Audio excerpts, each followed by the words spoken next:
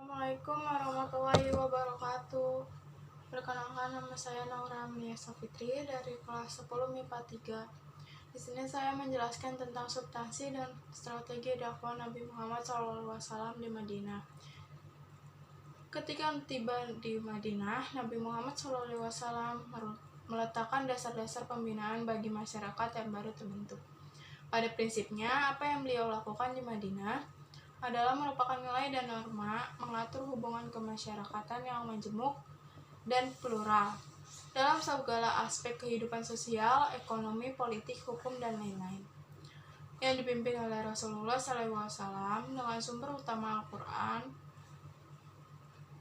dan Sunnah. Substansi dan strategi dakwah Nabi Muhammad di Madinah sebagai berikut. 1. Mendirikan Masjid Quba. Sementara penduduk kota Madinah menunggu kedatangan Nabi Muhammad SAW dengan penuh rasa kerinduan. Setiap hari setelah sholat subuh, mereka pergi keluar kota menanti kedatangan Nabi Muhammad SAW dengan sabar. Sementara itu Nabi SAW sudah di Quba, 2 farsak jauhnya dari Madinah. 4 hari beliau tinggal di tempat itu ditemani oleh Abu Bakar. Selama masa 4 hari itu, beliau membangun Masjid Quba. Ali bin Abi Thalib datang ke tempat itu setelah mengembalikan barang-barang amanat yang dititipkan kepada Nabi Muhammad SAW. 2. Mempersaudarakan kaum Ansar dan Muhajirin. Langkah selanjutnya yang dilakukan Rasulullah SAW adalah mempersaudarakan kaum Muhajirin dan kaum Ansar. Kaum Muhajirin adalah kaum muslimin yang berhijrah dari Mekah ke Madinah, sedangkan kaum Ansar adalah penduduk asli Madinah yang sudah menganut agama Islam. Disebut kaum Ansar karena mereka menolong kaum Muhajirin.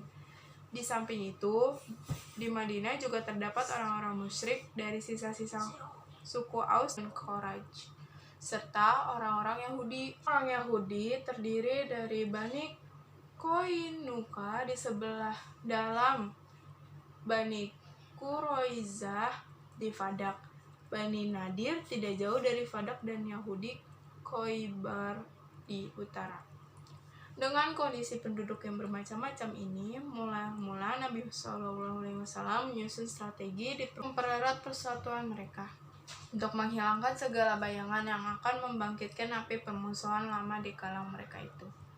Untuk mencapai maksud ini, beliau mengajak bersumpah atas nama Allah agar kedua kelompok menjaga persaudaraan. 3. Membuat Dustur Madinah atau Piagam Madinah. Masyarakat Madinah terdiri dari kaum muslimin yang terdiri dari kaum Ansar dan Muhajirin. Bangsa Yahudi terdiri dari Bani Quraizah, Bani Nadir, dan Bani Qainuqa, dan bangsa Arab yang belum memeluk Islam. Kemajemukan ini bertambah kompleks setelah sebagian penduduknya memeluk Islam dan setelah Nabi Muhammad dan kaum Muhajirin hijrah ke Madinah. Heterogenistis masyarakat Madinah bukan hanya didasarkan atas perbedaan agama dan keyakinan, tetapi juga dalam masalah etnis, suku bangsa, daerah, kelas sosial, serta adat istiadat. Indikasi adalah tiap kelompok dan golongan memiliki sistem berpikir dan berlaku sesuai dengan kepentingannya sendiri. Faktor-faktor itu juga yang sering memudahkan timbulnya konflik antara mereka. Dalam kondisi masyarakat seperti itu, perlu dibuat peranata tertentu sebagai wahana pengendalian sosial politik dengan membuat undang-undang dan peraturan yang dapat menciptakan rasa aman, damai, atas dasar keserasian dan keadilan, serta dapat diterima seluruh golongan. Undang-undang tersebut dikenal dengan sebutan Piagam Madinah atau Dustur Madinah, yang ditulis pada tahun kedua Hijriah atau 623 Masehi. Saja, bila ada kesalahan kata, saya minta maaf. Taufik wal hidayah. Wassalamualaikum warahmatullahi wabarakatuh.